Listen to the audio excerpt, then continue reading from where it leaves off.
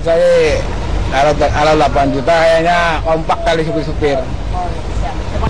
Ya 8 juta ya, pada mintanya setujunya. 8 juta rupiah menjadi syarat sebagian sopir Metro Mini jika pemerintah Provinsi DKI mengajak mereka menjadi pengemudi bus Transjakarta. Dan apa jawaban Gubernur DKI Jakarta Basuki Cahayapurnama atau Ahok atas permintaan para sopir Metro Mini? Saya tanya sama dia dulu, sekarang kamu jadi sopir Metro Mini dapat 8 juta nggak sebulan? Dapat nggak?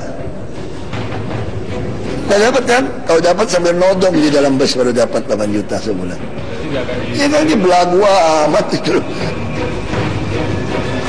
Pemerintah Provinsi DKI memang menawarkan para sopir Metro Mini dan Kopaja untuk bergabung di PT Bus Transjakarta. Para sopir bus pemegang SIM B1 atau setara dengan pengemudi bus feeder akan diberikan gaji 2 kali UMP Jakarta atau sekitar 6,2 juta rupiah.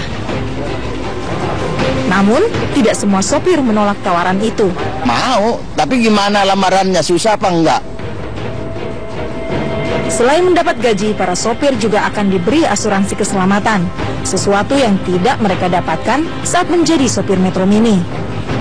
Tawaran menjadi sopir bus Transjakarta ini menjadi salah satu cara Pemprov DKI untuk menertibkan Metro Mini dan Kopaja yang sering mencatat insiden kecelakaan di ibu kota. Dari Jakarta, Tim Liputan Metro TV.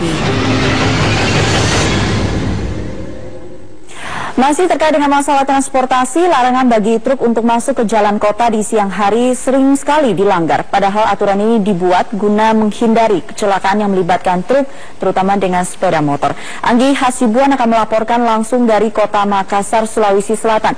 Anggi, bisa diceritakan seperti apa pengaturan truk yang boleh melintas di jalan kota? Lalu apakah ada sanksi tegas untuk soal ini? Ya, Sumi, sebenarnya aturannya adalah jika truk posisinya di atas 10 roda ini hanya diperbolehkan dari jam 9 malam hingga jam 5 pagi. Namun ada revisi katanya akan diperpanjang hingga jam 6.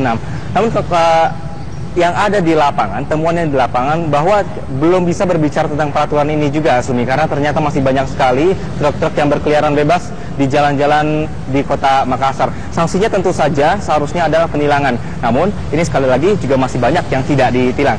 Berikut adalah liputan dari Egit Hapsari dan Nur Hidayat bagaimana penemuan di lapangan masih banyak sebenarnya truk-truk yang berjalan bebas di Makassar. Kemudian bagaimana sebenarnya cerita dari supir-supir truk ini.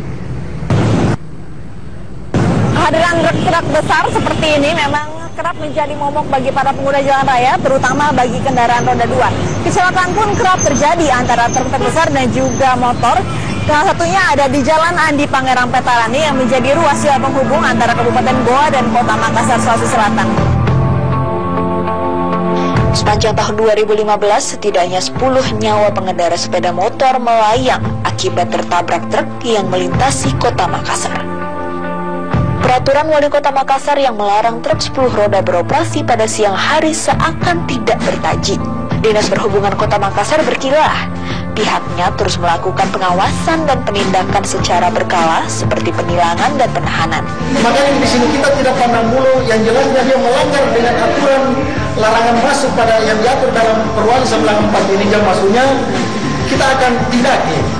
Dari pantauan kami, masih begitu banyak truk bermuatan besar mulai dari roda 10, roda 14, bahkan roda 16 yang melenggang di ruas jalan utama Kota Makassar di siang bolong. Polisi dan petugas pun seakan tak acuh.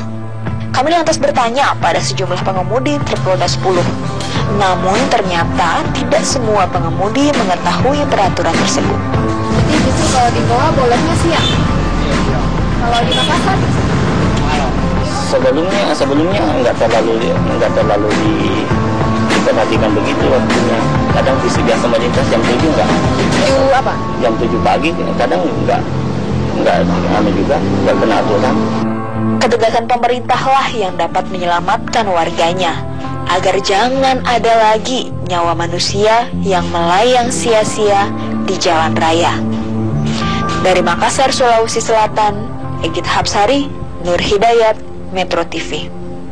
Data dari Dishub Makassar menyebutkan bahwa ada sekitar 350 truk di atas 10 roda yang ada, yang terdaftar sebenarnya. Dan inilah yang dikeluhkan oleh warga Makassar sendiri, apalagi yang bawa motor tentu ini sangat berbahaya sekali, Sumi, karena kondisinya juga jalanan-jalanan harus berbagi dengan truk-truk yang berbadan sangat besar sekali, Sumi.